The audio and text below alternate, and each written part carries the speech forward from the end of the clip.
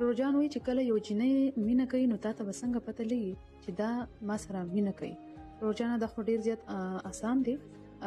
محبت مینه یو داسې احساس دی، یو داسې خوشبو ده چې دا چرته هم پټیږي نه. چې کوم انسان تا سره رښتیا محبت لري نو هغه به تا باندې ډیر زیات ټرست یعنی یقین لري. هغه انسان به یا هغه جنۍ به تا سره ډیره زیاته ایماندار وي، خپل هر خبره به تا سره شیر کوي او ستا به ډیر زیات خیال ساتي.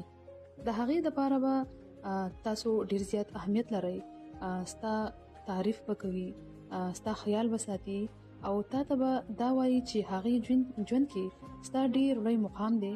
په رښتیا مینه کې چې ته څرنګه هم یې، څه کار لري څه نه لري، د هغې دې سره هیڅ تعلق نه وي. هغه به ته تسلیموي، هغه به تا نه داسې څه قسم ډیمانډ نه کوي چې ته د هغې دپاره ځان بدل کا.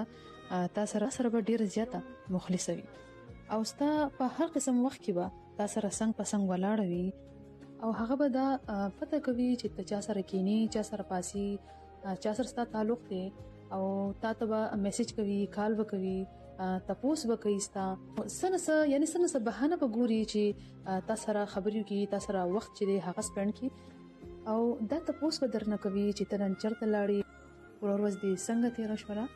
که ته ورته میسج وکړي یا کال وکړي نو ستا د میسج جواب هغه فوراً په هغه وخت کې دله درکوي او کال در هغه وخت اټینډوي.